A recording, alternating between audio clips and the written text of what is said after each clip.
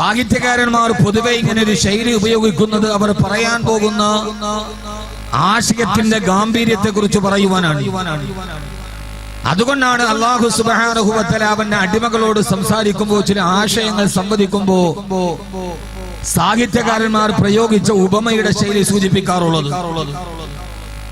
അങ്ങനെ ഉപമയിലൂടെ അല്ലാഹു പറഞ്ഞ വളരെ ചെറിയ ഒരു അധ്യായമാണ് നാം എല്ലാവരും പാരായണം ചെയ്യുന്ന, ഞാൻ എന്റെ പ്രഭാഷണത്തിൽ ആദ്യമായി പാരായണം ചെയ്ത സൂറത്തുൽ ആദിയാത്ത്. അതിൽ അല്ലാഹു സുബ്ഹാനഹു വ തആല ആദ്യത്തെ 5 സൂക്തങ്ങളിൽ പറയുന്നത് മനുഷ്യൻ യുദ്ധത്തിന് ഉപയോഗിക്കുന്ന കുതിരയെ കുറിച്ച്. അല്ലാഹു സുബ്ഹാനഹു വ തആല ആ ഒരു അധ്യായത്തിൽ ചർച്ച ഉപമയാക്കുന്നത് കുതിരയെയും മനുഷ്യനെയുമാണ്.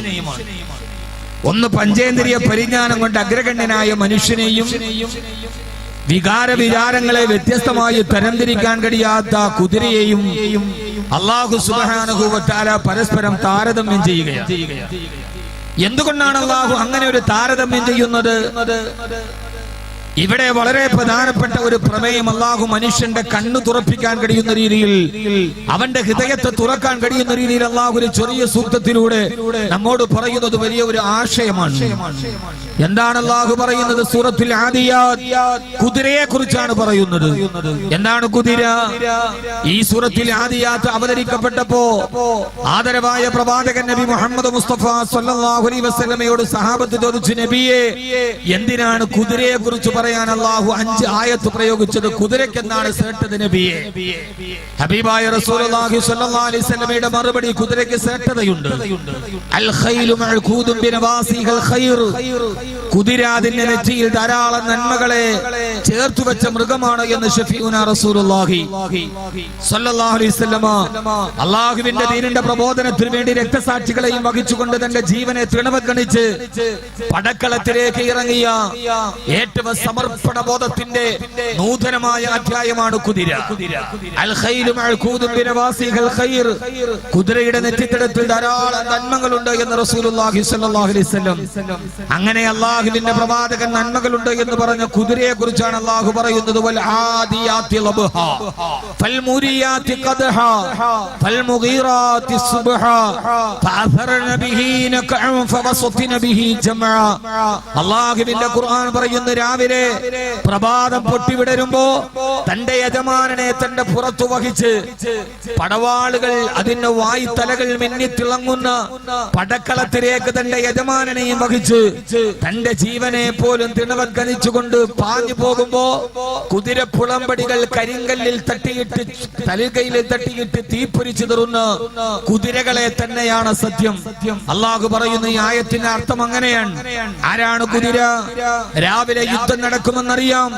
ആ യുദ്ധത്തിലേക്ക് തന്റെ യജമാനനെയും പുറത്തു വഹിച്ചുകൊണ്ട് വാൾത്തലപ്പുകൾക്കിടയിലേക്ക് കുതിര അതിന്റെ മുൻകാലുകൾ കൊണ്ടെടുത്തു ചാടുമ്പോ തൊട്ടടുത്ത നിമിഷം മനുഷ്യന്റെ വാൾത്തലപ്പുകൾ മിന്നിത്തിളങ്ങുന്നതിന്റെ ഇടയിൽ തന്റെ കഴുത്തുകൾ വെട്ടിമുറിക്കപ്പെട്ട് ഈ മരുഭൂമിയിൽ, ഈ യുദ്ധഭൂമിയിൽ ആദ്യം ചാവുന്നത് താനാണ് എന്നറിഞ്ഞുകൊണ്ട് തന്നെ മരണത്തെ മുന്നിൽ കണ്ട്, മരണത്തെ സുനിശ്ചിതമായി കണ്ട് ആ മരണത്തിലേക്ക് എടുത്തു ചാടുന്ന കുതിരയെ തന്നെയാണ് സത്യം. എന്താണ് കുതിര ഇങ്ങനെ ചെയ്യാൻ കാരണം? നമുക്കറിയാം, തന്റെ യജമാനനോടുള്ള നന്ദി കാരണത്താൽ രാവിലെ മുതൽ വൈകുന്നേരം വരെ യുദ്ധം ചെയ്ത് വൈകുന്നേരം ലായത്തിൽ കൊണ്ടുപോയി കെട്ടുമ്പോ രാത്രിയിൽ തനിക്ക് കുടിക്കാൻ വെള്ളവും കഴിക്കാൻ ഒരു കൈക്കുമ്പിളിൽ മുതിരയും തന്ന ഒരു യജമാനനും കുതിരയ്ക്ക് വേറെ അതിനേക്കാൾ വലിയ ഭക്ഷണം കൊടുക്കാറില്ല.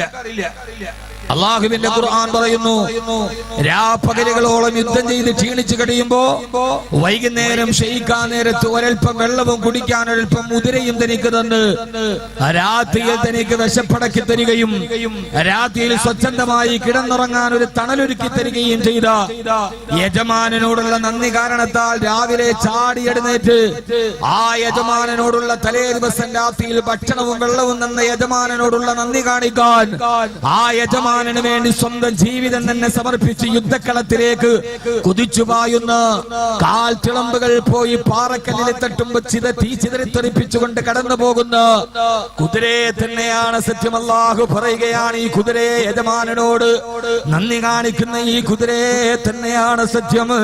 ഇന്നൽ ഇൻസാന ലിറബ്ബിഹി ലകനൂദ്.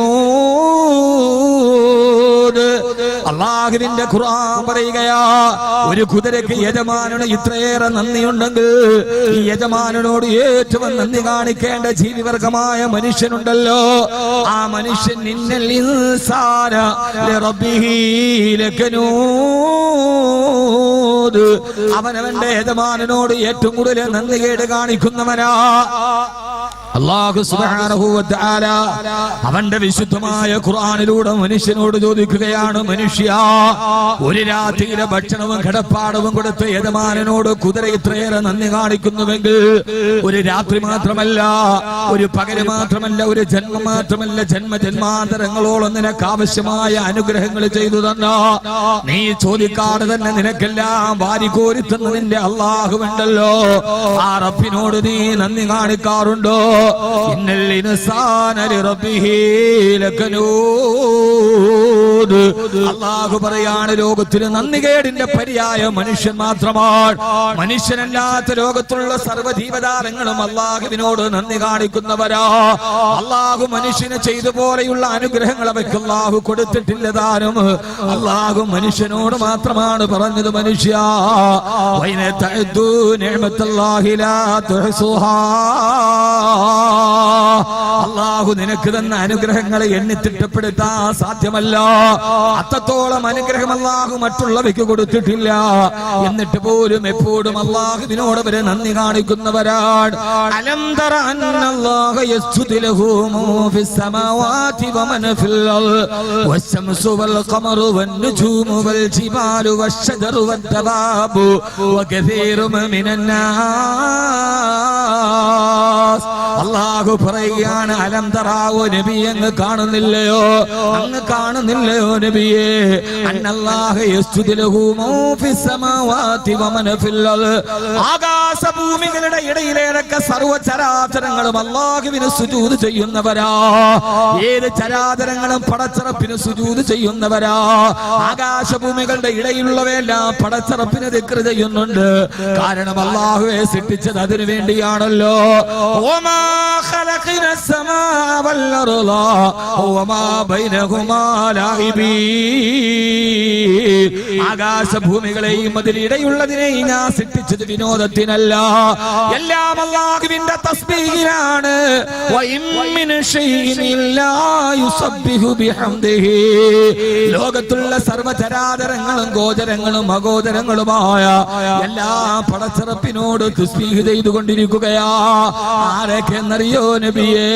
അശംസു, സൂര്യനും വൽ ഖമറു, ചന്ദ്രനും വൻ നുജൂമു, താരകങ്ങളും വൽ ജിബാലു, പർവ്വതങ്ങളും വദ്ദവാബു, നൽകാലികളും അടക്കമുള്ള സർവ്വജീവജാലങ്ങളും എപ്പോഴും അല്ലാഹുവിന് സുജൂദ് ചെയ്തുകൊണ്ടിരിക്കുകയാ.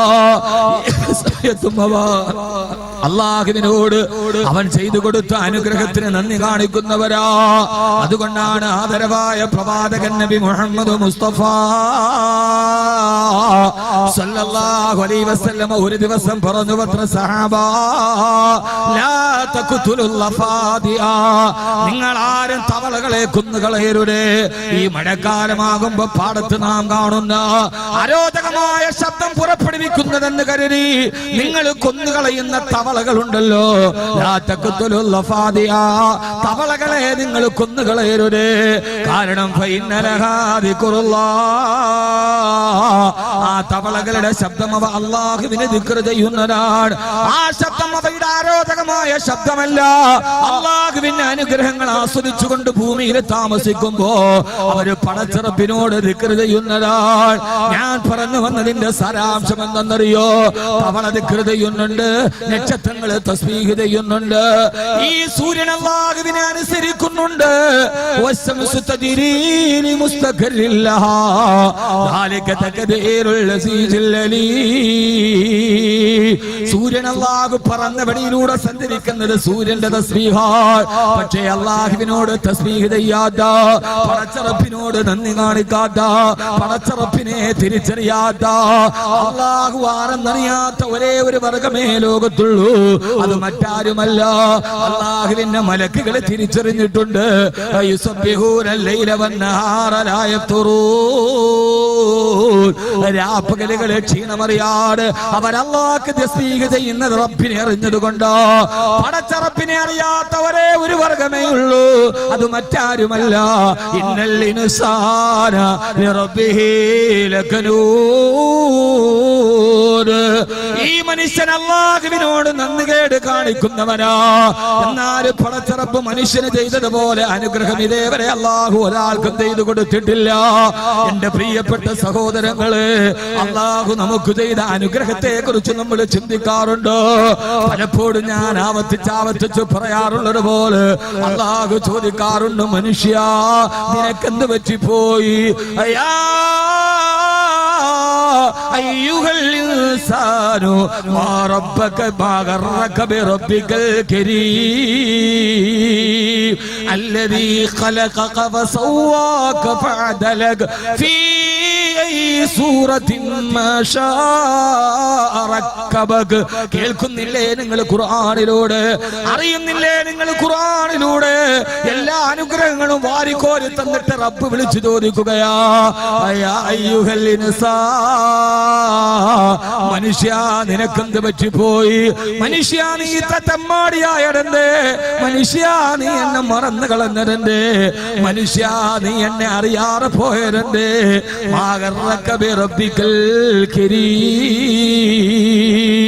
മാന്യനായ രക്ഷിതാവിൽ നിന്ന് ആരാണ് നിന്നെ ചതിച്ചു കളഞ്ഞത്? സർവസ്വരൂപിയായ റബ്ബിൽ നിന്ന് ആരാണ് നിന്നെ വഴിതെറ്റിച്ചു കളഞ്ഞത്? ആരാ നിന്റെ മാന്യനായ റബ്ബെന്നറിയോ? അല്ലദീ ഖലഖക വസവ്വാക ഫഅദലക. അല്ലദീ ഖലഖക, അവനാണ് നിന്നെ സൃഷ്ടിച്ചെടുത്തത്. അല്ലാഹു മനുഷ്യനോടൊന്ന് ചിന്തിക്കാൻ പറഞ്ഞിട്ട് ആദ്യം പറയുന്ന അനുഗ്രഹമേതാ? അല്ലദീ ഖലഖക, നിന്നെ സൃഷ്ടിച്ചു തന്നതാരാ? നിന്നെ സൃഷ്ടിച്ചു തന്നതാരാ? ആരാ നിന്റെ സൃഷ്ടിപ്പിന്റെ പുറകിലാരാ?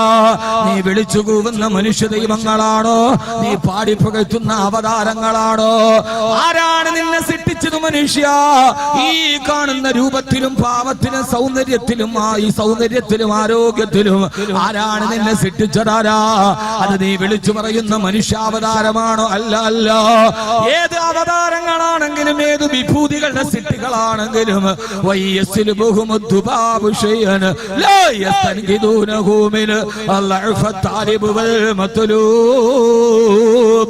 ഒരു കൊതുകിന്റെ ചിറക് പോലും ഉണ്ടാക്കാൻ കഴിയാത്ത നീ വിളിച്ചു പറയുന്ന മനുഷ്യ ദൈവങ്ങൾ, നീ പാടിപ്പുകറ്റുന്ന ജന്മാവതാരങ്ങൾ, അവരോടൊരു കൊതുകിന്റെ ചിറകൊന്ന് സൃഷ്ടിക്കാൻ പറഞ്ഞാൽ കോടാനുകോടി കൊതുകുകളെ കൊണ്ട് നീ ശല്യപ്പെടുമ്പോ ഒരു കൊതുകിന്റെ ചിറകിനെ പോലും സൃഷ്ടിക്കാൻ കഴിയാത്തവരാണോ ഈ കാണുന്ന മനുഷ്യനെ സൃഷ്ടിക്കുന്നത്? വ്യത്യസ്തമായ മുഖങ്ങളുള്ള, വ്യത്യസ്തമായ സ്വഭാവമുള്ള, വ്യത്യസ്തമായ അഭിരുചികളുള്ള, വ്യത്യസ്തമായ പ്രകൃതങ്ങളുള്ള, വ്യത്യസ്തമായ ഭാഷകളുള്ള, വ്യത്യസ്തങ്ങളായ രൂപങ്ങളുള്ള, വ്യത്യസ്തങ്ങളായ ഭാവങ്ങളുള്ള, വ്യത്യസ്തങ്ങളായ ചിന്തകളുള്ള, വ്യത്യസ്തങ്ങളായ അവയവങ്ങളുള്ള, വ്യത്യസ്തങ്ങളായ അറിവുകളുള്ള, വ്യത്യസ്തങ്ങളായ ആകൃതികളുള്ള, വ്യത്യസ്തങ്ങളായ പരുവങ്ങളുള്ള, വ്യത്യസ്തങ്ങളായ സ്ഥലങ്ങളിലുള്ള, വ്യത്യസ്തങ്ങളായ ജീവിത രീതിയുള്ള, വ്യത്യസ്തങ്ങളായ ചിന്താബോധങ്ങളുള്ള ഈ മനുഷ്യനെ ഇങ്ങനെ സൃഷ്ടിച്ചതാരാ? അല്ലാഹു ചോദിക്കുന്നു, അല്ലദീ ഖലഖക, ഞാനല്ലയോ നിന്നെ സൃഷ്ടിച്ചത്? അലം യകുനു തുഫതം മിൻ മനിയുംനാ. സമയം ദീർഘിച്ചത് കൊണ്ടാണ് ഞാൻ വിവരിക്കാത്തത്. അല്ലാഹുവിന്റെ ഖുർആൻ മുഴുവനും പരതി നോക്ക്. ആ ഖുർആനിൽ മുഴുവനും അല്ലാഹു ചോദിക്കുന്നത് ഇങ്ങനെയാണ്, മനുഷ്യ അലം യകുനു തുഫതൻ മിൻ മനിയുംനാ. പിതാവിന്റെ മുതുകിൽ നിന്ന് ഒരു ഒട്ടിപ്പിളിക്കുന്ന രേതസ്കണമായി നീ വന്നവനല്ലയോ? ഈ കാണുന്ന രൂപത്തിൽ ഈ കസേരയിൽ നിന്നെ ഇരുത്താൻ അയച്ചതാരാ? പിതാവിന്റെ മുതുകിൽ നിന്ന് ഒരു രേതസ്കണമായി വെളിയിലോട്ട് വന്ന് നിന്നെ ഒരു പുരുഷൻ ഒരു പ്രാവശ്യം ശ്രവിക്കുന്ന ഇന്ദ്രിയത്തിൽ 2 കോടിയോളം വരുന്ന ഭീതങ്ങൾ ഉണ്ടെന്നാ പറയാ. ഒരു മിന്നിത്ര ഇന്ദ്രിയത്തിൽ ഏതാണ്ട് 20 ലക്ഷത്തോളം വരുന്ന ഭീതകോശങ്ങളുണ്ട് അത്രേ. ഒരു പ്രാവശ്യം ശ്രവിക്കുന്ന മനുഷ്യന്റെ 2 കോടിയോളം വരുന്ന ഭീതകോശങ്ങൾ 8 മുഴം നീളമുള്ള 10 മുഴം വീതിയുള്ള ഒരു സ്ത്രീയുടെ അണ്ഡാശയത്തിന്റെ ഉള്ളിലേക്ക് രക്തക്കുഴലുകളിലൂടെ സഞ്ചരിച്ചു വരുമ്പോ നിങ്ങളൊന്ന് അതിന്റെ ദൃശ്യാവിഷ്കാരം ഒന്ന് ചിന്തിച്ചു നോക്ക്. 2 കോടിയോളം വരുന്ന ബീജത്തിന്റെ പട്ടാളം ഇങ്ങനെ വരികയോ. ആ പട്ടാളം ബീജമെന്ന് പറഞ്ഞാൽ ശരീരത്തിലെ ഏറ്റവും ചെറിയ കോശമാണ്. ഒരു മുട്ടുസൂചിയുടെ അഗ്രത്തിന്റെ വലിപ്പം മാത്രമുള്ള 2 കോടിയോളം വരുന്ന ബീജങ്ങൾ നിന്റെ പിതാവിന്റെ മുതുകിൽ നിന്ന് മാതാവിന്റെ അണ്ഡാശയത്തെ ലക്ഷ്യമാക്കി വരുമ്പോ ആ 2 കോടി ബീജങ്ങളുടെ ഒരു പട വരുമ്പോ 2 കോടി ബീജം നിന്ന് 1,99,99,999 ബീജങ്ങളെ തള്ളി മാറ്റിയിട്ട് ഒരേ ഒരു ബീജത്തെ മാത്രം നിന്റെ ഉമ്മാന്റെ ഗർഭാശയത്തിന്റെ ഉള്ളിലേക്ക് കടത്തിവിട്ട് ബാക്കിയുള്ള ബീജകോശങ്ങളെ നശിപ്പിച്ചു കളയുമത്രേ. ഒരേ ഒരു ബീജം മതി ഒരു കുഞ്ഞുണ്ടാവാൻ. ആ ബീജം ഉമ്മാന്റെ ഗർഭാശയത്തിനുള്ളിലേക്ക് കടത്തിവിട്ട് ഗർഭധാരണം നടക്കുമ്പോ 1 സ്പൂൺ ദ്രാവകം കൊള്ളാൻ വലിപ്പമുള്ള ആ ഗർഭാശയത്തിലേക്ക് നീ കടന്നു വന്ന് പിന്നെ കോശമായി വിഭജിച്ച് അതിന്റെ ഉള്ളിൽ ഒരു രക്തപിണ്ഡമായി പിന്നെ ഒരു മാംസപിണ്ഡമായി ثم خلقنا النطفة علقة فخلقنا العلقة مضغة فخلقنا المضغة عظاما فكسونا العظام لحما. പല ഘട്ടങ്ങളായി മാംസപിണ്ഡമായി രക്തപിണ്ഡമായി പിന്നെ തൊലിയുടെ മുകളിൽ മാംസത്തിന്റെ മുന്നിൽ ചർമ്മം കൊണ്ട് പൊതിയുന്ന ഒരു രൂപമായി അവസാനം 9 മാസം പൂർത്തിയാകുമ്പോ എന്റെ പ്രിയപ്പെട്ട പ്രിയപ്പെട്ട ചെറുപ്പക്കാരോട് ഉമ്മാന്റെ ഗർഭാശയത്തിൽ നമ്മൾ വളരുകയാ. അല്ലാഹു ചോദിക്കുന്നു, ആരാണ് ഇതിന്റെ പിറകിൽ? ആ ഗർഭാശയത്തിൽ നമ്മൾ വളരുമ്പോ നമ്മുടെ ശരീരം വളരുന്നതിനനുസരിച്ച് ഉമ്മാന്റെ ഗർഭാശയം വളരുകയാ. പൂർണ്ണ ഗർഭിണിയാകുമ്പോൾ 1 സ്പൂൺ ദ്രാവകം കൊള്ളാൻ വലിപ്പമുള്ള ഗർഭാശയം പ്രസവ സമയമാകും 5 ലിറ്റർ വെള്ളം കൊള്ളാൻ വലിപ്പത്തിൽ വ്യാപ്തിയാകുമത്രേ. നമ്മുടെ തല വളരുന്നതിനനുസരിച്ച് നമ്മുടെ കൈ വളരുന്നതിനനുസരിച്ച് നമ്മുടെ കാല് വളരുന്നതിനനുസരിച്ച് ഉമ്മാന്റെ ഗർഭാശയത്തെ വികസിപ്പിച്ചതാരാ? റബ്ബാന ലാ ഹൗല വലാ ഖുവത ഇല്ലാ ബില്ലാഹ്. അവനാണ് പറഞ്ഞത്, ഞാനാണ് നിനക്ക് വികസിപ്പിച്ചു തന്നത്. നമ്മുടെ തലച്ചോറ് വളരുന്നതിനനുസരിച്ച് ഉമ്മാന്റെ ഗർഭാശയം വളരാതെ പോയാൽ തലച്ചോറിന് വികാസം പ്രാപിക്കാൻ കഴിയാതെ ബുദ്ധിമാന്യമുള്ളവരായി നാം ഈ ഭൂമിയിലേക്ക് ജനിക്കപ്പെടുമെങ്കിൽ പൊന്നുമോനെ അവസാനം നീ ലോകത്തോട്ട് കടന്നു വരുമ്പോ സുന്ദരമായ രൂപത്തോടെ ഭാവത്തോടെ ഈ കാണുന്ന രൂപത്തിന് നിനക്ക് ആ ഗർഭാശയത്തിന്റെ ഉള്ളിൽ 1 തുള്ളി വെള്ളം പോലും നിനക്ക് തരാനില്ലാത്ത സമയത്ത് ഉമ്മാന്റെ പൊക്കിൾ കൊടിയിൽ നിന്ന് നിന്റെ ശരീരത്തിലേക്ക് ഒരു ചൂവിട്ട് തന്നിട്ട് ഉമ്മാന്റെ പൊക്കിൾ കൊടിയിൽ നിന്ന് നിനക്ക് ഭക്ഷണം തന്നാരാ? തബാറകല്ലാഹു അഹ്സനുൽ ഖാലിഖീൻ. അവനാണ് നിന്റെ രക്ഷിതാവായ റബ്ബെങ്കില് അല്ലാഹു ചോദിക്കുകയാ, ഇതിന് പകരമായിട്ട് നീ റബ്ബിനോട് എന്താ തിരിച്ചു പറഞ്ഞത്? ഇന്നൽ ഇൻസാന ലിറബ്ബിഹി ലകനൂദ്. മനുഷ്യൻ അവന്റെ റബ്ബിനോട് നന്ദികേട് കാണിച്ചവനാ. രണ്ടാമത് അല്ലാഹു ചോദിക്കാം, നിന്നെ പ്രസവിപ്പിച്ച് കഴിഞ്ഞിട്ട് ഇത്ര സുന്ദരമായിട്ട് നിന്നെ ഡിസൈൻ ചെയ്തതാരാ?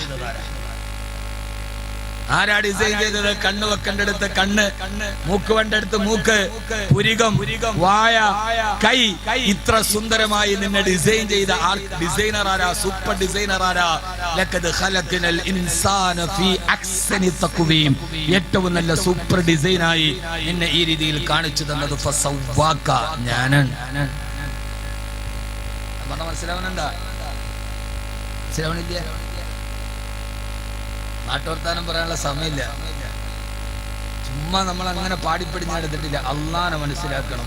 നമ്മെ സംബന്ധിച്ചോളം ഏറ്റവും വലിയ പ്രശ്നം അള്ളാഹുവിനെ കുറിച്ചുള്ള മഅരിഫത്ത് നമുക്ക് നഷ്ടപ്പെട്ടു പോയി എന്നതാണ് ആധുനിക ലോകത്തിന്റെ ഏറ്റവും പ്രധാനപ്പെട്ട വിഷയം. നമ്മുടെ ഏറ്റവും വലിയ വേവലാതിയും വിഹ്വലതയും വിഭ്രാന്തിയും ഒക്കെ നമുക്ക് വരാനുള്ള പ്രധാനപ്പെട്ട കാരണം അള്ളാഹനെ നമ്മൾ അറിഞ്ഞിട്ടില്ല എന്ന് മാത്രമേ ഉള്ളൂ.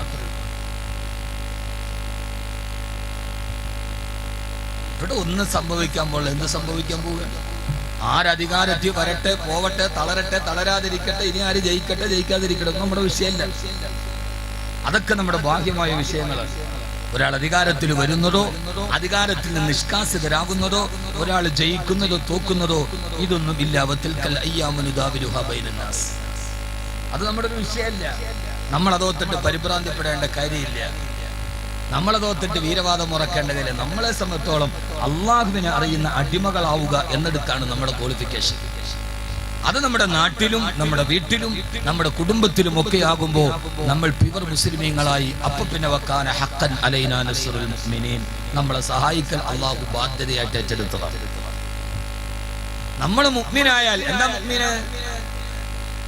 അള്ളാഹു പറഞ്ഞ നിങ്ങളെ സംരക്ഷിക്കൽ എന്റെ ബാധ്യതയാണ്. എപ്പോ? ഹഖൻ അലൈനാ നസ്റുൽ മുഅ്മിനീൻ, നിങ്ങൾ മുഅ്മിനാവണം. മുസ്ലിമായ പോരാ. റേഷൻ കാർഡിൽ മുസ്ലിമായിട്ട് കാര്യമില്ല.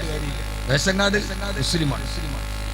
നമ്മൾ മുഅ്മിനാകണം. കാലത്തിൽ അഅറാബു ആമന്നാ കുല്ലം തുഅ്മിനു വലാകിൻ ഖൂലു അസ്ലംനാ. നബിയെ നിങ്ങൾ മുസ്ലിമായി എന്നവരോട് പറ, മുഅ്മിനായിട്ടില്ല. മുസ്ലിം വേറെ, മുഅ്മിൻ വേറെ.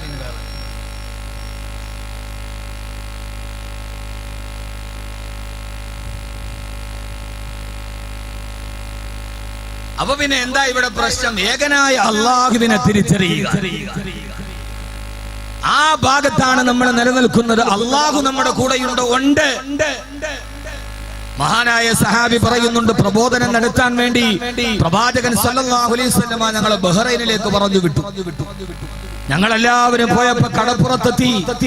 കടപ്പുറം കിടക്കാൻ തോണിയില്ല, ഒന്നുമില്ല. പരാവാരം പോലെ പരന്നടിക്കുന്ന തിരമാലയുടെ മുമ്പിൽ ഞങ്ങൾ ഇങ്ങനെ നിൽക്കുമ്പോ ഞങ്ങൾക്ക് തോന്നി, ആരാ ഞങ്ങളെ പറഞ്ഞു വിട്ടത്? റസൂലുള്ളാഹി സ്വല്ലല്ലാഹു അലൈഹി വസല്ലം.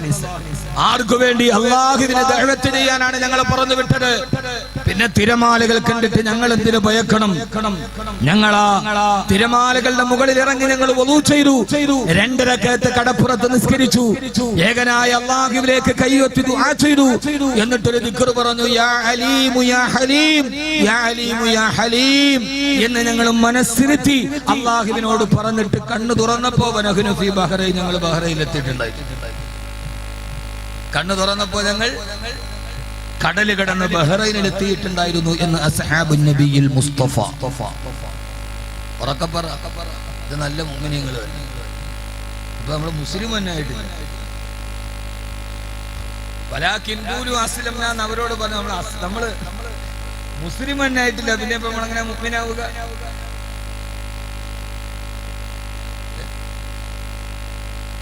നമ്മൾ മുസ്ലിം തന്നെ ആയിട്ടില്ല, പിന്നെ എങ്ങനെ നമ്മൾ മുഅ്മിനാവുക?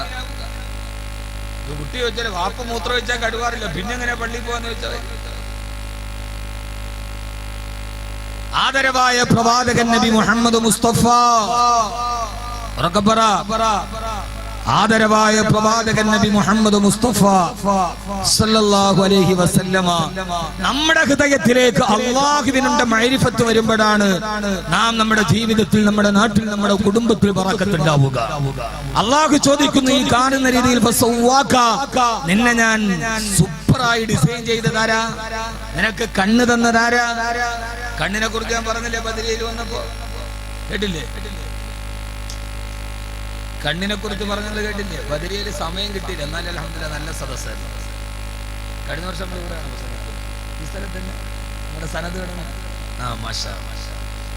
കഴിഞ്ഞ വർഷം നമ്മുടെ നൗഫൽ മൗലയുടെ പ്രയത്നത്തിൽ കുറെ ഹാഫിളുകൾ ഉണ്ടായി. സനത് കൊടുത്തൊരു നല്ല സദസ്സ് കിടന്ന സ്ഥലമാണ്. അള്ളാഹു അതിനെ നിലനിർത്തി കൊടുക്കട്ടെ. അദ്ദേഹത്തിനും അള്ളാഹു അർഹമായ പ്രതിഫലം നൽകി അനുഗ്രഹിക്കട്ടെ. കണ്ണിനെ കുറിച്ച് പറഞ്ഞത് കേട്ടില്ല? കേട്ടവരൊന്ന് കൈ നോക്കുന്നു. അതായത് ഈ കേട്ടവർ ബാക്കിയുള്ളവരോട് പറഞ്ഞു കൊടുക്കണം.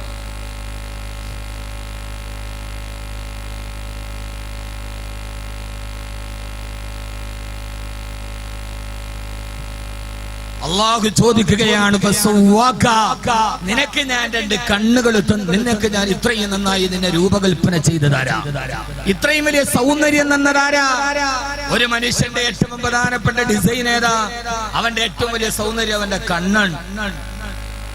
യഥാർത്ഥത്തിൽ ഒരു മനുഷ്യന്റെ ശരീരത്തിലെ ഏറ്റവും സൗന്ദര്യമുള്ള അവയവത കണ്ണൻ. കണ്ണിനൊരു വല്ലാത്ത സൗന്ദര്യമാണ്. അതുകൊണ്ടാണ് സാഹിത്യകാരന്മാരുടെ മാൻപേടയുടെ നയനദ്വയങ്ങൾ, അതുകൊണ്ടാണ് ലൈലാ മജ്നുനക്കത്തല്ലാഹി യാ ലബിയാ തിൽകാഇ കുല്ലലന ലൈലായ മിൻ കുന്ന അം ലൈലാ മിനൽ ബശരി എന്ന് പാടിയത് കണ്ണിന്റെ സൗന്ദര്യം കൊണ്ടാണ്. മർലിൻ മൺറോയുടെ കണ്ണാണ് പ്രസിദ്ധം. കണ്ണും ചുണ്ടുമാണ് ഒരു മനുഷ്യന്റെ ഏറ്റവും മുഖത്തിലെ ഏറ്റവും പ്രധാനപ്പെട്ട സൗന്ദര്യത്തിന്റെ നിദാനം. അതുകൊണ്ടാണ് അല്ലാഹു എടുത്തു ചോദിച്ചത്, അലം നജ്അൽ ലഹു ഐനൈൻ വലിസാനം വശഫതൈൻ. നിനക്ക് ഞാൻ രണ്ട് കണ്ണുകൾ തന്നില്ലയോ? വലിസാനം, നിനക്ക് ഞാൻ രണ്ട് ചുണ്ടുകൾ തന്നില്ലയോ? ഇനി നിങ്ങൾ ഞാൻ പറയാൻ പോണ ആയത്ത് ശ്രദ്ധിച്ചു കേൾക്കണം. നിനക്ക് ഞാൻ നന്നായി നിനക്ക് സൗന്ദര്യം തന്നില്ലേ എന്ന് ചോദിച്ചിട്ട് അള്ളാഹു ചോദിച്ച രണ്ട് അവയവം, രണ്ട് അനുഗ്രഹമാണ്. അലം നജ്അൽ ലഹു ഐനൈൻ, നിങ്ങൾക്ക് ഞാൻ രണ്ട് കണ്ണുകൾ തന്നില്ലയോ? വലിസാനൻ, ഒരു നാവിനെയും തന്നില്ലേ? എന്തുകൊണ്ടാണ് കണ്ണിനെയും നാവിനെയും അള്ളാഹു ഒന്നിച്ച് ചേർത്ത് പറഞ്ഞത്? കണ്ണുകൊണ്ട് അള്ളാഹുവിന്റെ ദൃഷ്ടാന്തങ്ങളെ തിരിച്ചറിഞ്ഞ് അത് തിരിച്ചറിയുമ്പോൾ വലിസാനൻ, നാവ് കൊണ്ട് അള്ളാഹുവിനെ പുകഴ്ത്തണം. അൽഹംദുലില്ലാഹ്, സുബ്ഹാനല്ലാഹ്. സൂര്യൻ അസ്തമിക്കുന്നത് കാണുമ്പോ, സൂര്യൻ ഉദിക്കുന്നത് കാണുമ്പോ, നമ്മുടെ അടുത്തൊരു രോഗി വരുമ്പോ, പടച്ചോനെ ഈ രോഗം നീ എനിക്ക് തന്നില്ലല്ലോ അല്ലാഹ്, അൽഹംദുലില്ലാഹ് എന്ന് നിന്റെ കണ്ണുകൊണ്ട് അള്ളാഹുവിനെ കുറിച്ച് ഓർക്കുന്ന കാഴ്ചകൾ കാണുമ്പോ ആ സമയത്ത് നിന്റെ ചുണ്ട് അനങ്ങണം. അതുകൊണ്ടാണ് അലം നജ്അൽ ലഹു ഐനൈൻ വലിസാനൻ വശഫതൈൻ. നമ്മൾ എത്രത്തോളം പറയാറുണ്ട് അള്ളാഹുവിനോട് നന്ദി, എത്ര കാണിക്കാറുണ്ട്? പറയും ഏതൊക്കെ കാണുമ്പോ എത്ര സമയത്ത് നമ്മൾ അൽഹംദുലില്ലാഹ് എന്ന് പറയാറുണ്ട്? ഈ ആയത്താണ് നമ്മൾ ഇന്നത്തെ ചർച്ചാ വിഷയം. എത്രത്തോളം നമ്മുടെ വീടുകളിൽ, നമ്മുടെ നാടുകളിൽ, നമ്മുടെ ജീവിതത്തിൽ ഏകനായ അള്ളാഹുവിനെ കുറിച്ചുള്ള ചിന്തയുണ്ട്. അള്ളാഹു പറഞ്ഞ ഏറ്റവും പ്രധാനപ്പെട്ട ഒരു അനുഗ്രഹമാണ് അലം നജ്അൽ ലഹു ഐനൈൻ, ഞാൻ നിങ്ങൾക്ക് രണ്ട് കണ്ണുകൾ തന്നില്ലയോ? ആ കണ്ണുകളെ കുറിച്ച് അറിയാത്തവരുണ്ടെങ്കിൽ ആ കണ്ണിനെ കുറിച്ച് ഒന്നുകൂടി കേട്ടുകൊള്ളുക. മനുഷ്യൻ കുരങ്ങിൽ നിന്ന് പരിണാമമുണ്ടായിട്ടാണ് മനുഷ്യനുണ്ടായതെന്ന് സിദ്ധാന്തം പറഞ്ഞ ചാൾസ് ഡാർവിനെ പോലും ലോക ചരിത്രത്തിലെ ഉത്തരമുട്ടിച്ച മനുഷ്യ ജീവിതത്തിലെ പ്രധാനപ്പെട്ട ഒരു അവയവമാണ് കണ്ണ്. ആ കണ്ണിന് പകരം വെക്കാൻ കഴിയുന്ന ഒരു അനുഗ്രഹം അല്ലാഹു നമ്മുടെ ശരീരത്തിൽ തന്നിട്ടില്ല സഹോദരൻ. ഓരോ ആണിനോടും ഓരോ പെണ്ണിനോടും ഞാൻ ഓർമ്മിപ്പിക്കുകയാ, എന്താണ് നമ്മുടെ കണ്ണെന്നറിയോ? വെറും 28 ഗ്രാം മാത്രം തൂക്കമുള്ള, 20 ലക്ഷത്തോളം പ്രവർത്തന ഭാഗങ്ങളുള്ള, ഒരു മണിക്കൂറിൽ 60,000 വിവരങ്ങൾ പ്രോസസ് ചെയ്യാൻ കഴിയുന്ന, 3 കോടിയോളം വരുന്ന നിറങ്ങളെ തിരിച്ചറിയാൻ കഴിയുന്ന, 1 മണിക്കൂർ 1 മിനിറ്റിൽ 17 പ്രാവശ്യം വെച്ച് 1 മണിക്കൂറിൽ 1200 പ്രാവശ്യം, അതേ കണക്കിൽ ഒരു ദിവസം 28,800 പ്രാവശ്യം നാം അറിയാതെ ചിമ്മി തുറക്കുന്ന, 1 മിനിറ്റിൽ 17 സെക്കൻഡ് വെച്ച് 1 മണിക്കൂറിൽ 1200 ആനുപാതികമായി ഒരു ദിവസം 24 മണിക്കൂറിന്റെ ഉള്ളിൽ 28,800 പ്രാവശ്യം നാം അറിയാതെ ചിമ്മി തുറക്കുന്ന ലോകത്തിലെ ഏറ്റവും അഭൂതമാറുമായ അത്ഭുതമാണ് കണ്ണ്. ആ കണ്ണെന്ന് പറയുന്ന അനുഗ്രഹത്തെ കുറിച്ച് അറിയണമെങ്കിൽ എന്റെ ഈ പ്രഭാഷണം ലോകത്ത് മുഴുവൻ ലൈവായി കാണാൻ ക്യാമറകൾ എന്റെ നേരെ തിരിച്ചു വെക്കുമ്പോ ആ ക്യാമറയുടെ ലെൻസിന്റെ റെസല്യൂഷൻ എത്രയെന്നറിയോ? ചോദിച്ചാൽ ഇവർ പറയും ഏറ്റവും കൂടിയാൽ 120 അല്ലെങ്കിൽ 200 റെസല്യൂഷൻ ആണ് അതിനുള്ളത്. പക്ഷേ അള്ളാഹു നമുക്ക് നൽകിയ വെറും 28 ഗ്രാം തൂക്കമുള്ള എന്റെ ഈ ചെറിയ കണ്ണുണ്ടല്ലോ, നൗഫൽ മൗലവിയുടെ ചെറിയ ഈ കണ്ണുണ്ടല്ലോ, ആ കണ്ണ് മുഴുവനും ഒരു ക്യാമറയായിട്ട് സങ്കല്പിച്ചാൽ ആ ക്യാമറയുടെ റെസല്യൂഷൻ എത്രയെന്നറിയോ? 567 മെഗാ പിക്സൽ വലിപ്പമുള്ള ലോകത്തിലെ ഏറ്റവും വലിയ ക്യാമറയാ നമ്മുടെ കണ്ണെന്നറിയുമ്പോ 567 മെഗാ പിക്സൽ വലിപ്പമുള്ള മനുഷ്യ നിർമ്മിച്ച ആപ്പിൾ കമ്പനിയുടെ i7 പോലെ ക്യാമറ വെറും 12 മെഗാ പിക്സലാ എന്ന് നാം തിരിച്ചറിയുമ്പോ സഹോദരങ്ങളെ, ഇത്ര വലിയ സങ്കീർണമായ നമ്മുടെ കണ്ണുണ്ടല്ലോ, ഇതേവരെ ലോക ചരിത്രത്തില് കണ്ണു മാറ്റിവെക്കല് ശസ്ത്രക്രിയ നടന്നിട്ടില്ല.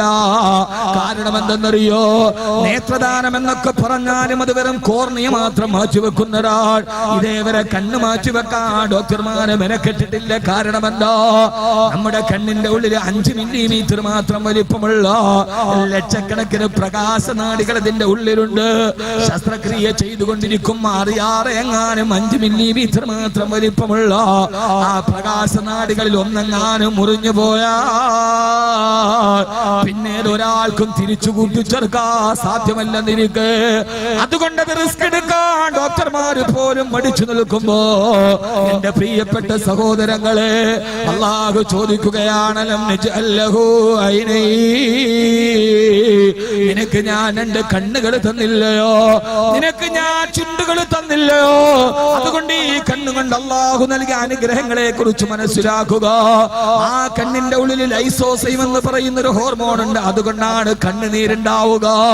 എന്റെ പ്രിയപ്പെട്ട സഹോദരാ, അല്ലാഹുവിന്റെ അനുഗ്രഹത്തെ കുറിച്ച് നമ്മൾ പരാതി പറയുമ്പോ പലരും പറയാറുണ്ട്, എന്റെ റബ്ബ് എനിക്കൊന്നും തന്നിട്ടില്ല, എനിക്ക് കച്ചവടത്തിന് ബറക്കത്ത് നൽകിയിട്ടില്ല, എന്റെ കുടുംബത്തിൽ അനുഗ്രഹം അല്ലാഹു നൽകിയിട്ടില്ല, ഏത് സമയത്തും എനിക്ക് കണ്ണീര് മാത്രമേ എന്റെ റബ്ബ് എനിക്ക് തന്നിട്ടുള്ളൂ എന്ന് പലപ്പോഴും അല്ലാഹുവിന്റെ അനുഗ്രഹത്തെ കുറിച്ച് നമ്മൾ വില കുടിച്ച് കാണുമ്പോ എന്ത് അല്ലാഹുവിനോട് നന്ദി കാണിക്കാനാണ്? ഏത് സമയത്തും എന്റെ ജീവിതത്തിൽ കണ്ണീരല്ലാതെ മറ്റൊന്നുമില്ലെന്ന് പറയാറുള്ള പെങ്ങളുണ്ടല്ലോ. പെങ്ങളെ, മനസ്സിലൊരു ദുഃഖമുണ്ടാകുമ്പോ കവളിലൂടെ കണ്ണുനീര് വരുന്നത് പോലും അല്ലാഹുവിന്റെ വലിയൊരു അനുഗ്രഹമാ. ഏറ്റവും കൂടുതൽ കരയാൻ ആർക്ക് കഴിയുന്നത് അത് വലിയ മഹത്തായ ഒരു അനുഗ്രഹമാ. ഞാൻ നിങ്ങളോട് എന്നെ ചിന്തിപ്പിച്ചൊരു അനുഭവം പറയട്ടെ. ഏതാണ്ട് ഒരു 10-12 വർഷം മുമ്പ് ഞാനും എന്റെ ജേട്ടനും എന്റെ ഉമ്മയുടെ ഒരു അസുഖവുമായി ബന്ധപ്പെട്ട് ഈ അമർനാ മെഡിക്കൽ സയൻസിൽ ഞങ്ങൾ എടപ്പള്ളിയിൽ ചികിത്സക്ക് വേണ്ടി പോയി. ഡോക്ടറെ കാണിക്കാൻ ഞാനുണ്ട്, എന്റെ ജേട്ടനുണ്ട്, എന്റെ ഉമ്മയുണ്ട്. അവിടെ പോയി എന്ന് ഏറ്റവും പ്രധാനപ്പെട്ട ഹൃദ്രോഗ വിദഗ്ധനായ ഡോക്ടർ പ്രകാശ് കമ്മത്തിനെ കൺസൾട്ട് ചെയ്യാൻ രാവിലെ മുതൽ വൈകുന്നേരം വരെ നീണ്ടു നിൽക്കുന്ന ക്യൂ ആണ്. രാവിലെ 10 മണിക്ക് അതിന്റെ ഉള്ളിൽ കയറി ഏതാണ്ട് ഉച്ചയ്ക്ക് 2 മണിയോളമായിട്ട് ഡോക്ടറെ കാണാൻ കഴിയുന്നില്ല. ആ കയറിയ സമയം മുതൽ ഞങ്ങൾ ശ്രദ്ധിക്കുന്നുണ്ട്. അവിടെ ഒരു ഉമ്മയുടെ വക്കത്തിരുന്നൊരു 2 വയസ്സ് പ്രായമുള്ള ഒരു പൊന്നുമോള് നിർത്താതെ നിലവിളിക്കുകയാ. ഏത് സമയത്തും നിലവിളി നിർത്താതെ കരച്ചിലാണ്. പൊന്നുമോളുടെ കരച്ചിൽ നിർത്താൻ മാതാപിതാക്കൾ ശ്രമിക്കുന്നു പോലുമില്ല. എന്താണെന്നറിയാതെ എന്തുകൊണ്ട് ഈ കരച്ചിൽ നിർത്താൻ അവര് ശ്രമിക്കുന്നില്ല. സമയം കുറെ നേരം ഇഴഞ്ഞു നീങ്ങി. അവര് പലപ്പോഴും എന്നെ ശ്രദ്ധിക്കുന്നുണ്ട്. 2 മണിയായിട്ടും ഡോക്ടറെ കാണാൻ കഴിയില്ല എന്ന് ഉറപ്പായപ്പോ നിസ്കരിക്കാൻ സ്ഥലം തേടി താഴോട്ട് ഇറങ്ങുമ്പോ ആ ചെറുപ്പക്കാരൻ കൂടെ വന്ന് ലിഫ്റ്റിൽ വെച്ചെന്നോട് ചോദിച്ചു, ബാക്കവിയല്ലേ? അതെ. എന്താണ് ഉസ്താദേ, എന്റെ മോന് വേണ്ടി എപ്പോഴും നിങ്ങൾ ദുആ ചെയ്യണേ. എന്താന്ന് ചോദിച്ചപ്പോഴാണ് ജീവിതത്തിൽ ആ നടക്കുന്ന അനുഭവം ഞാൻ ആദ്യമായിട്ട് അറിഞ്ഞത്. ഉസ്താദേ, എന്റെ മോള് ജനിച്ചപ്പോ കരച്ചിൽ തുടങ്ങിയതാ. അമ്മാന്റെ ഗർഭാശയത്തിൽ നിന്ന് താഴോട്ട് വീഴുന്ന സമയത്ത് നമ്മളൊക്കെ കരയാറുണ്ടല്ലോ. ആ കരച്ചില് 2 വർഷമായി നിലച്ചിട്ടില്ല. അതുകൊണ്ടാണ് അവളുടെ കരച്ചിൽ നിർത്താതിരിക്കാൻ ഞങ്ങൾ പാടുപെടാത്തത്. എന്താ കാരണമെന്നറിയോ? ആ കുഞ്ഞിന്റെ കണ്ണിന്റെ ഉള്ളില് കണ്ണുനീർ ഉൽപ്പാദിപ്പിക്കുന്ന ഹോർമോൺ ഇല്ലത്രേ. കണ്ണുനീര് ഉൽപ്പാദിപ്പിക്കപ്പെടാത്തത് കൊണ്ട് അവളുടെ കണ്ണിന്റെ ഉള്ളിൽ എപ്പോഴും പരിപരിപ്പാണ്, മൃദുലമല്ല, ജനസമാനമായ അന്തരീക്ഷമില്ല, എപ്പോഴും പരിപരിപ്പായത് കൊണ്ട് ഈ പോളകൾ ഇങ്ങനെ അനക്കുമ്പോ കൃഷ്ണമണിയിലെ തൊട്ടും കണ്ണിന്റെ ഭാഗ്യഭാഗത്ത് തട്ടുമ്പോ ആ വേദന കൊണ്ട് പൊന്നുമോള് കരയുകയാ. കരഞ്ഞിട്ട് ഒരു തുള്ളി കണ്ണീരില്ല. സഹോദരങ്ങളെ, ആ സമയത്താണ് പടച്ചറപ്പിന്റെ അനുഗ്രഹത്തെ കുറിച്ച് ഓർത്തത്. കരയുന്ന നേരത്ത് കണ്ണുനീര് വന്നില്ലെങ്കിൽ വേദന കൊണ്ട് നമ്മൾ നിലവിളിച്ചു പോകുമെങ്കിൽ ഏത് സമയത്ത് ഹൃദയത്തിൽ സങ്കടത്തിന്റെ പർവ്വതക്കനലുകൾ പൊട്ടിത്തെറിച്ചിട്ട് ഒന്ന് കരയുന്ന സമയത്ത് കണ്ണുനീര് വന്നാ ആ കണ്ണുനീര് പോലും അല്ലാഹുവിന്റെ വലിയൊരു അനുഗ്രഹമാ. അതുകൊണ്ട് പറയല്ല മോനെ, കരഞ്ഞ് ഞാൻ തളർന്നു പോയെന്ന് പറയരുതേ. ആ കണ്ണീര് പോലും അല്ലാഹുവിന്റെ അനുഗ്രഹമാകുമ്പോ അതുകൊണ്ട് നമുക്ക് ലോകത്ത് അല്ലാഹുവിനോട് പറയാതിരിക്കാൻ കഴിയോ? അല്ലാഹുവേ, എത്രയേറെ പ്രയാസങ്ങൾ വന്നാലും, എത്രയേറെ പ്രതിസന്ധികൾ വന്നാലും, എത്രയേറെ ബുദ്ധിമുട്ടുകൾ വന്നാലും അൽഹംദുലില്ലാഹ്, സർവസ്തുതിയും നിനക്കാണ് അല്ലാഹുവേ, സർവസ്തുതിയും നിനക്കാണ് അല്ലാഹ്. അതുകൊണ്ട് എന്റെ പ്രിയപ്പെട്ട അടിമകളോട്, പടച്ചറപ്പിന്റെ അടിമകളോട് ജീവിതത്തിൽ എപ്പോഴും അല്ലാഹുവിനെ കുറിച്ച് ഓർക്കണേ. അവൻ തന്ന അനുഗ്രഹത്തിന് നന്ദി കാണിക്കണേ. ആ നന്ദി നമ്മുടെ വീടിന്റെ ഉള്ളിലുണ്ടാകണേ, നമ്മുടെ കച്ചവടത്തിലുണ്ടാകണേ. അല്ലാഹു തൗഫീഖ് നൽകുമാറാകട്ടെ. ഇന്ന് നമ്മുടെ വീട്ടിൽ റബ്ബിനെ കുറിച്ചുള്ള ചിന്തകളില്ല, ഇന്ന് നമ്മുടെ വീട്ടിൽ റബ്ബിനെ കുറിച്ചുള്ള പഠനങ്ങളില്ല. പാടില്ല. അറിഞ്ഞുവല്ലോ, കഴിഞ്ഞ ദിവസം തിരുവനന്തപുരം നഗരത്തിൽ കോടിക്കണക്കിന് ആസ്തികളുള്ള ഒരു റിട്ടയേർഡ് ഡോക്ടറെയും ഭാര്യയെയും തന്റെ പിതാവിനെയും തന്റെ മാതാവിനെയും തന്റെ സഹോദരിയെയും കഴുത്തറുത്തുകൊണ്ട് രണ്ട് ദിവസത്തോളം ആ മൃതശരീരങ്ങളെ കത്തിക്കരിച്ച് ചാമ്പലാക്കി രൂക്ഷമായ ദുർഗന്ധം വമിക്കുന്ന വീടിന്റെ വാൾഭാഗത്തിരുന്ന് 2 ദിവസം വയറ് നിറച്ച് ഭക്ഷണം കഴിക്കുന്ന മകനെ, മാതാവിനെയും പിതാവിനെയും സഹോദരിയെയും മഴുവിനടിച്ചു കൊന്നിട്ട് അവരുടെ കരുത്ത് വെട്ടി തീയിട്ടിട്ട് കത്തിക്കരിഞ്ഞ മാംസത്തിന്റെ മുമ്പിലിരുന്ന് ആർത്തിയോടെ വിശപ്പോടെ അടക്കുന്ന മകനെ, എന്താ കാരണമെന്നറിയോ? ഞാൻ എന്റെ പ്രിയപ്പെട്ട സഹോദരങ്ങളോട് ബദരിയുടെ പ്രഭാഷണത്തിൽ നിന്ന് നിർത്തിയെടുത്തുനിന്ന് തുടങ്ങുകയാ. അവിടെ ഞാൻ വീടിനെ കുറിച്ച് പറഞ്ഞിട്ട് അവസാനം എല്ലാവരും എന്നോട് പറഞ്ഞു, ഉസ്താദ് ഈ അടുത്ത സമയത്ത് കേട്ട പ്രയോജനപ്രദമായ പ്രസംഗങ്ങളിലുണ്ടോ? എന്താ കാരണമെന്നറിയോ? ഇന്ന് നമ്മുടെ വീടിന്റെ ഉള്ളിൽ പടച്ചറപ്പിനെ കുറിച്ചുള്ള പഠനങ്ങളില്ല, അല്ലാഹുവിനെ കുറിച്ചുള്ള ചിന്തകളില്ല. മാതാപിതാക്കൾ അതിനെ കുറിച്ച് പറഞ്ഞു കൊടുക്കാൻ മെനക്കെടാറില്ല.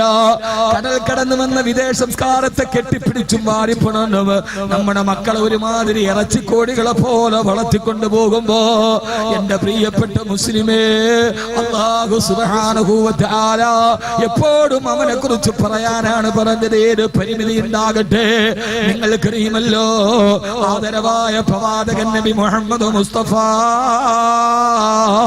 സല്ലല്ലാഹു അലൈഹി വസല്ലം വഫാത്തായതിനു ശേഷം മദീന ഏറ്റവും തേങ്ങിക്കരഞ്ഞത് അല്ലാഹുവിന്റെ റസൂലിന്റെ വഫാത്തിന്റെ നേരത്താ.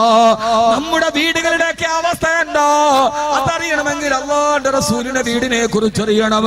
ഹബീബായ നബി തങ്ങൾ വിട പറഞ്ഞ നേരത്ത് കവിൾത്തടത്തിലൂടെ കണ്ണുനീരിന്റെ വിരഹഗാനങ്ങൾ ഒരുക്കിയ മദീന, അന്ന് മദീന മുഴുവനും വാവിട്ട് കരഞ്ഞു അത്രേ. ഹബീബായ നബി സല്ലല്ലാഹു അലൈഹി വസല്ലമയുടെ വിട പറയലിന് ശേഷം പിന്നെ മദീന നിലവിളിച്ച് കരഞ്ഞ രണ്ടാമതൊരു സന്ദർഭമുണ്ട്. അതേപോലെ പിന്നെ മദീന കരഞ്ഞിട്ടില്ല. മദീന ഏറ്റവും രണ്ടാമത് നിലവിളിച്ചത് എപ്പോഴെന്നറിയോ? ഖലീഫ അബ്ദുൽ മലിക് ബിൻ മർവാന്റെ കാലഘട്ടത്തിൽ ഈ മസ്ജിദുൻ നബവി വിപുലീകരിക്കാൻ തീരുമാനിക്കുകയും മസ്ജിദുൻ നബവിയുടെ ചുറ്റുഭാഗത്തുള്ള അല്ലാഹുവിന്റെ റസൂലിന്റെ വീട് പൊളിക്കാൻ തീരുമാനിച്ച സമയം ഹബീബായ നബി തങ്ങളുടെ വീട് പൊളിക്കുകയാ. വീടെന്ന് പറഞ്ഞാൽ ഞാൻ പറഞ്ഞു തന്നുവല്ലോ, ലോകത്തിലെ ആദ്യത്തെ 1,00,000 വീട് കോളനി അത് മദീനത്തുൻ നബവിയുടെ ചുറ്റുഭാഗത്തായിരുന്നു. ഹിജ്റ 1-ാം വർഷം 10 മുഴം നീളമുള്ള 8 മുഴം വീതിയുള്ള ഒരു കൊച്ചു മുറി അല്ലാഹുവിന്റെ റസൂൽ വെച്ചു കൊടുത്ത സൗദാ ബീവിക്ക് 4-ാം വർഷത്തിനാണ് ആയിഷ ബീവിക്ക് ഒരു മുറി വെച്ചു കൊടുക്കുന്നത്. ഇങ്ങനെ തന്റെ ഭാര്യമാരെ മുഴുവനും ഒരു കൊച്ചു റൂമിൽ മസ്ജിദുൻ നബവിയുടെ ചുറ്റുഭാഗത്ത് താമസിപ്പിച്ച ഹബീബായ നബി മുഹമ്മദ് മുസ്തഫ സല്ലല്ലാഹു അലൈഹി വസല്ലമ അല്ലാഹുവിന്റെ റസൂലിന്റെ വീട് പൊളിക്കാൻ പോവുകയാ. മദീന മുഴുവനും വല്ലാതെ തേങ്ങിക്കരഞ്ഞു അത്രേ. മഹാനായ മുസയ്യബ് റളിയല്ലാഹു തആല അൻഹു പറയാ, ഞാൻ എന്റെ തലയിൽ കൈവച്ചിട്ട് വിളിച്ചുപോയി, വാ വൈലാ, എന്റെ നാശമേ, എന്റെ നാശമേ, എന്റെ നാശമേ. അല്ലാഹുവിന്റെ റസൂലിന്റെ വീട് പൊളിക്കുന്നുവോ? ഹബീബായ നബി തങ്ങളുടെ വീടെങ്ങാനും പൊളിക്കാതെ ഇവിടെ ബാക്കിയായിരുന്നെങ്കിൽ ലോകാവസാനം വരെ ഉംറക്ക് വരുന്ന സിയാറത്തിന് വരുന്നവർ മദീനത്തിന്റെ പള്ളിയുടെ ചുറ്റുഭാഗത്ത് വെള്ള കൊട്ടാരങ്ങളല്ല, ഇന്ന് കാണുന്ന റമദാ ഹോട്ടലല്ല, ആകാശത്ത് മഴ പെയ്താലെ തിമത്ത് പെയ്യുന്ന ഓലപ്പരമരങ്ങൾ ചൂട്ടിവെച്ച അല്ലാഹുവിന്റെ റസൂലിന്റെ വീട് കാണുമായിരുന്നല്ലോ. ആ വീടിനെ കുറിച്ച് നിങ്ങൾക്കറിയുമോ? ആ വീടിന്റെ ഉള്ളിലാണ് ഒരു സംഭവം നടന്നത്. രാത്രിയിൽ ഭാര്യയും ഭർത്താവും കിടന്നുറങ്ങുന്നു. പാതിരാത്രിയിൽ അവർ ഉറക്കത്തിലേക്ക് ആണ്ടുപോകുമ്പോ പരസ്പരം ആരിങ്ങനെ ബദ്ധരായി. ആയിഷ ബീവിയുടെ വാക്കുകളെ കടമെടുത്തു പറഞ്ഞാൽ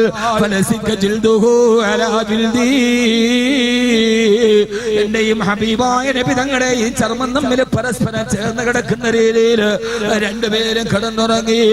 രാത്രിയിൽ പെട്ടെന്ന് ഞാൻ ഗാഢനിദ്രയിൽ നിന്ന് ഞെട്ടിയെഴുന്നേറ്റപ്പോ എന്റെ അടുത്തുള്ള റസൂലിനെ കാണാനില്ല സല്ലല്ലാഹു അലൈഹി വസല്ലം. ഹബീബായ നബി തങ്ങൾ എവിടേക്ക് പോയെന്നറിയാതെ പരിഭ്രാന്തിയോടെ ഞാൻ ചാടി എഴുന്നേറ്റു. ഹദീസിൽ കാണാം നബി തങ്ങൾ അടുത്ത ഭാര്യമാരുടെ വീട്ടിൽ പോയിട്ടുണ്ടാകുമോ എന്നറിയാ. ഞാൻ വെളിയിലോട്ട് ഇറങ്ങിയപ്പോ എന്റെ വീടിന്റെ വെളിയിൽ നിന്ന് ഞാനൊരു ശബ്ദം കേട്ടു, ഒരാള് തേങ്ങിക്കരയുകയാ. ഞാൻ ചെന്ന് നോക്കുമ്പോ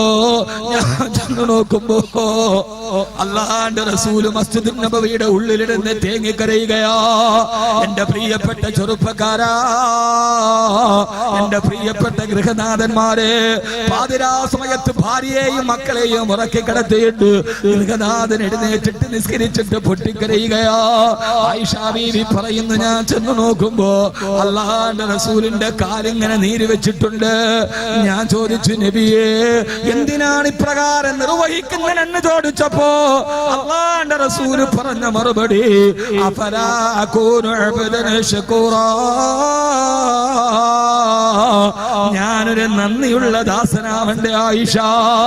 ഇത് പറയാനാണ് ചോദിച്ചത്. റബ്ബിനോട് നന്ദിയുള്ള ഒരു അടിമയാരാ? മഹാനായ നൂഹ് നബിയെ കുറിച്ചിട്ട് അല്ലാഹു പറയുന്നതെന്താ? ഇന്നഹു കാന അബ്ദൻ ശകൂറാ, നൂഹ് നബി എന്നോട് നന്ദിയുള്ള അടിമയായിരുന്നു. ഞാൻ എന്റെ പ്രിയപ്പെട്ട കാരണവന്മാരോട് ഓർമ്മിപ്പിക്കുകയാണ്, നമ്മുടെ കുടുംബത്തിന് ബറക്കത്തുണ്ടാവണോ, നമ്മുടെ വീട്ടിൽ ഐശ്വര്യം ഉണ്ടാകണോ, അല്ലാഹുവിനോട് നന്ദി കാണിച്ചേ പറ്റൂ. ഇതൊന്നും വാക്കവി വെറുതെ പറയുന്നതല്ല. അല്ലാഹുവിന്റെ വിശുദ്ധ ഖുർആൻ പഠിപ്പിച്ചു തരുന്നൊരു നന്മയാ നിങ്ങൾക്ക് പഠിപ്പിച്ചു തരട്ടെയോ, ഞാനിത് പഠിപ്പിച്ചു തരട്ടെയോ എന്ന് ചോദിക്കുമ്പോ ധാരാളം പണ്ഡിത കേസരികൾ എന്റെ പുറകിലും മുമ്പിലും ഇരിക്കുന്നുണ്ട്. അവരുടെ പാണ്ഡിത്യത്തെ മറികടന്നിട്ടല്ല ഞാൻ ചോദിക്കുന്നത്. ഞാനൊരു പാണ്ഡിത്യം വിളമ്പാ നിങ്ങളുടെ മുമ്പിൽ വന്നതല്ല. പാണ്ഡിത്യം പറയാ ഞാനൊരു പണ്ഡിതനല്ല. പരിത്യാഗം പറയാ ഞാനൊരു ത്യാഗിയല്ല. ലാളിത്യം പറയാ ഞാനൊരു സൂഫിയല്ല. ഇഷ്ക് പറയാ ഞാനൊരു ആഷിഖല്ല. വൈദഗ്ധ്യം പറയാ ഞാനൊരു വിദഗ്ധനല്ല. പ്രമേയം പറയാ ഞാനൊരു പ്രഭാഷകനല്ല. പിന്നെയോ ഞാൻ ആരാ?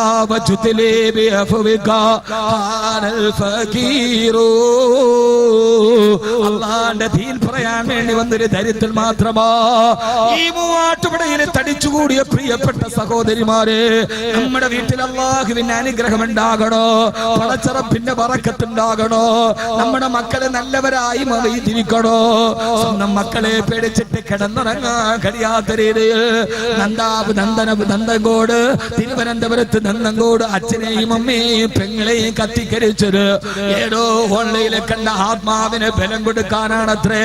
അന്ധവിശ്വാസങ്ങൾ, ശാസ്ത്രബോധം തൊട്ടു തീണ്ടിയിട്ടില്ലാത്ത മതബോധങ്ങൾ, അന്ധവിശ്വാസങ്ങൾ, അനാചാരങ്ങൾ, അത് മുഴുവനും ചെറുപ്പക്കാരുടെ ഹൃദയത്തെ പിടിച്ചുമെടുത്തെടുക്കുമ്പോ അച്ഛനും അമ്മയ്ക്കും സമാധാനത്തോടെ കിടക്കാൻ കഴിയാത്ത സാഹചര്യം വീട്ടിൽ വരുമ്പോ അല്ലാഹുവിന്റെ ഖുർആൻ ഓർമ്മിപ്പിക്കുകയാ, നിന്റെ വീട്ടിൽ ഇസ്മായിൽ പിറക്കണോ, നിന്റെ വീട്ടിൽ അല്ലാഹുവിന്റെ അനുഗ്രഹം ഉണ്ടാകണോ.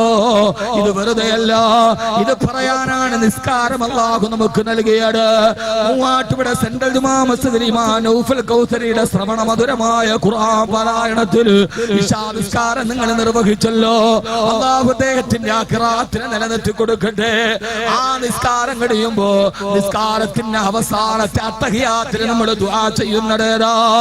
അല്ലാഹുമ്മ സ്വല്ലി അലാ മുഹമ്മദിൻ വഅലാ ആലി മുഹമ്മദിൻ കമാ സ്വല്ലൈത അലാ ഇബ്രാഹീം വഅലാ ആലി ഇബ്രാഹീം വബാരിക് അലാ മുഹമ്മദിൻ വഅലാ ആലി മുഹമ്മദിൻ കമാ ബാരക്ത അലാ ഇബ്രാഹീം വഅലാ ആലി ഇബ്രാഹീം. ലോകത്ത് മുഴുവനുമുള്ള ഓരോ ഗൃഹനാഥന്മാരോടാണ് ഞാനിത് പറയുന്നത്. ലോകത്ത് മുഴുവനുമുള്ള ഈ ഇന്ത്യ മഹാരാജ്യത്തിന്റെ താഴ്ഭാഗത്തൊരു കോണിതാരി വെച്ചിരിക്കുന്നത് പോലെയുള്ള കേരളത്തിന്റെ കോട്ടയം ജില്ലയിലെ മൂവാറ്റുപുഴയിൽ, അല്ലെങ്കിൽ എറണാകുളം ജില്ലയിലെ മൂവാറ്റുപുഴയിലെ പള്ളിയിലിരിക്കുന്നവനും ലോകത്താദ്യം പത്രം വായിക്കുന്ന ശുചിയിലിരുന്നിട്ട് നിസ്കരിക്കുന്നവനും അവന്റെ നിസ്കാരത്തിൽ പറയണേ, ഓരോ ആണും പെണ്ണും പറയണേ, അല്ലാഹുവേ ഇബ്രാഹിം നബിയുടെ കുടുംബത്തിന് ബറക്കത്ത് ചെയ്തതുപോലെ അല്ലാഹ് ബറക്കത്ത് ചെയ്തു കഴിഞ്ഞു. ആരാ? പെങ്ങളെ ഇബ്രാഹിം നബിയുടെ കുടുംബമാരാ? തന്റെ പ്രിയപ്പെട്ട ഭാര്യ മക്കളെ മരുഭൂമിയിൽ ഉപേക്ഷിച്ചിട്ട് ഫലസ്തീനിലേക്ക് ദൈവത്തിന് പോയവന്റെ ഗഹനാടന് കറുകറുത്ത പെണ്ണായ കറുമ്പി പെണ്ണായ ഹാജറ പാവപ്പെട്ട ഇസ്മായിലിന് വേണ്ടി നമ്മൾ ദുആ ചെയ്യുകയാ. എന്താ കാരണമെന്നറിയോ? ഇബ്രാഹിം നബിയുടെ കുടുംബത്തിന് ബറക്കത്ത് ചെയ്യാൻ കാരണം ഇബ്രാഹിം നബിയെ കുറിച്ച് അല്ലാഹു പറഞ്ഞതെന്താ? ഇബ്രാഹിം നബിയുടെ കുടുംബത്തെ മാത്രം 1,24,000 പരം വരുന്ന പ്രവാചകന്മാരിൽ ഇബ്രാഹിം നബിയുടെ കുടുംബത്തെ മാത്രം അത്തഹിയാത്തിൽ ചേർത്ത് വെക്കാൻ കാരണമെന്താ? ഇബ്രാഹിം ഇബ്രാഹിം നബിയെ തെരഞ്ഞെടുക്കാൻ കാരണമെന്താ? ശാകിറൻ ലിഅൻഉമിഹി ഇജ്തബാഹു വഹദാഹു ഇലാ സിറാത്തിന മുസ്തഖീം. ഖുർആനാണ്. ശാകിറൻ ലിഅൻഉമിഹി, ഞാൻ ചെയ്ത അനുഗ്രഹത്തിന് എന്റെ ഇബ്രാഹിം നന്ദി രേഖപ്പെടുത്തിയവനാ. എന്റെ ഇബ്രാഹിം എന്ന കുടുംബനാഥൻ നന്ദിയുള്ള കുടുംബനാഥനായതുകൊണ്ട്, റബ്ബിനോട് നന്ദിയുള്ള കുടുംബനാഥനായതുകൊണ്ട് ഇജ്തബാഹു, ആ ഇബ്രാഹിമിനെ ഞാൻ പ്രത്യേകം തെരഞ്ഞെടുത്തു. ഇതാരാ പറയുന്നത്? അല്ലാഹു സുബ്ഹാനഹു വ തആല. അതുകൊണ്ട് സഹോദരങ്ങളെ, അല്ലാഹുവിനോട് നന്ദി കാണിക്കണേ. പടച്ചറപ്പിന്റെ നന്ദിയെ കുറിച്ച് ഓർമ്മ വേണേ. നമ്മുടെ വീട്ടിൽ എപ്പോഴും ഏത് സമയത്തും നമ്മൾ പറയണേ അൽഹംദുലില്ലാഹ്, സർവസ്തുതിയും നിനക്കാണ് തമ്പുരാനെ.